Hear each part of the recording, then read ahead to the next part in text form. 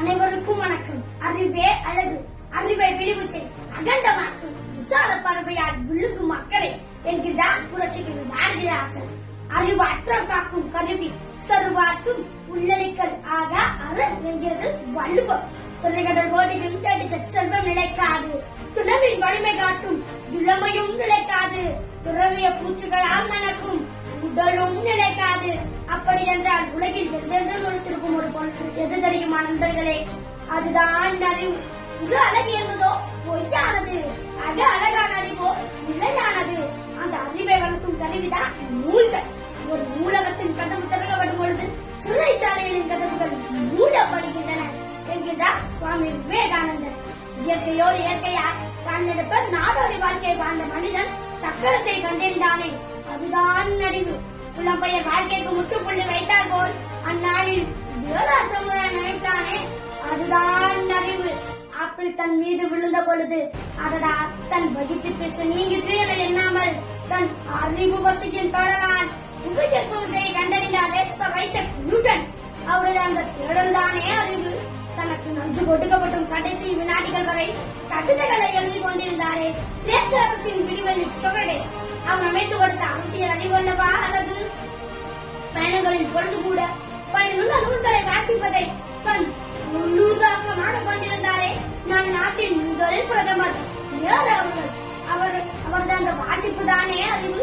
புத்தகம் தான் மனதை தூங்க விடாது. ஆதலால் நம் பொன்னான நேரமெல்லாம் புத்தகத்தின் பக்கமே செல்லட்டும் என தன் வாழ்க்கை ஆசிரியராக தொடங்கி நம் நாட்டின் முதல் குடியரசுத் தலைவர் வரை தன் வாழ்க்கை உயர்த்தி காட்டியுள்ளாரே டாக்டர் ராதாகிருஷ்ணன். அவரது அந்த தேடல் தானே அறிவு. படித்தறிஞர்களால் தான் இந்திய திருநாட்டில் உலக அரங்கில் உயர்த்தி காட்ட முடியும் என நமக்குள் அக்கினி சிலையை வெளியே செய்துள்ளாரே ஐயா அப்துல் கலாம் அவர்கள். அவர் நமக்குள் இருந்த அக்கினி அல்லவா அறிவு. நம் நாடு விடுதலை பெறுவதற்கு 100 ஆண்டுகளுக்கு முன்பே பெண்களுக்கென தனி பள்ளிக்கூடம் அமைத்து அதில் தாமே ஆசிரியராக இருந்து பெண் கல்விக்கு போடும் புரட்சி செய்தாரே அம்மையார் சாவித்திரிபாய் புலே. அவரது அந்த புரட்சிதானே அறிவு. எந்த சமுதாயத்திற்கு கல்வி வராது என சொன்னார்களோ அந்த சமுதாயத்தில் பிறந்து விட்டோம் என எண்ணி வருந்தாமல் கல்வி என்பது பிறப்பால் வருவதில்லை, அறிவின் தேடலால் வருவதென நமக்கு மெய்ப்பித்து காட்டியுள்ளாரே அண்ணல் அம்பேத்கர். ஆம் நண்பர்களே, இன்றைக்கும் பல முயன்று பெற முடியாத பல வட்டங்களை தன் அறிவின் திறனால் பெற்று நமக்கு அரசியலமைப்பு சட்டத்தை உருவாக்கி தந்துள்ளாரே அண்ணல் அம்பேத்கர். அவரது அந்த அறிவை மறக்க முடியுமா, மறுக்க முடியுமா? விவேகம் என்று வெள்ளி முளைத்து சாதி மதம் என்னும் சளி தோழ்ந்தால்தான் சமத்துவம் என்றும் நாதிரு பிறக்கும் என்றார் முத்தமிழறிஞர் டாக்டர் கலைஞர் அவர்கள். நாட்டு ஒன்றையே மூலதனமாக கொண்டு இந்த நாட்டு மக்களின் வாக்கு வன்மையை பெற்று தமிழ்நாட்டு முதலமைச்சராக அரியணை ஏறிய பேரறிஞர் அண்ணா அவர்கள். அவர் நமக்குள் வியத்த கடமை, கண்ணியம், கட்டுப்பாடு அந்த பாதையில் நடப்பதல்லவா அறிவு.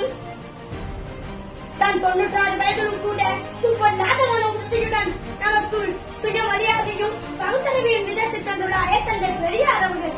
அவர் நமக்குள் விதைத்த மானமும் அறிவும் அல்லவா அழகு. இப்படி பெரியாரும் அண்ணாவும் கலைஞரும் கொடுத்த பகுத்தறிவு பாதையில் நடப்பதல்லவா அறிவு.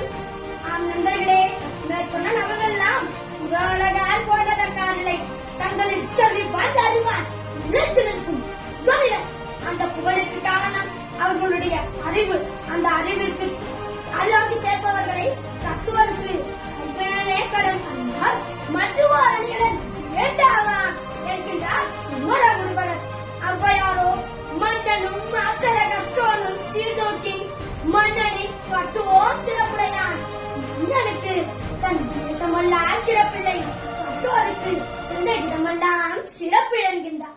நாளடியாரோ குஞ்சி அழகும் கொடுந்தானை கோட்டழகும் மஞ்சள் அழகும் அழகல்ல, நெஞ்சத்து நல்லம் யான் என்னும் நடுவு நிலைமையால் கல்வி அழகே அழகு என்கிறது. நீ மாத சொன்ன அந்த செறிவான அறிவை நாம் பெற்றுவிட்டால் சாதி மத வேதங்கள் கூட வழக்க வழக்கங்கள் தாண்டி நடைபெறும் சண்டை விடுதலை முதலிலும் திரும்புவோம், அலக்கடிப்போம், பின்னர் ஒழித்திடுவோம். வேதமில்லா அறிவுடைய உலகத்திற்கு பேசு சுயமரியாதை உலகிய பெயர் வைப்போம்.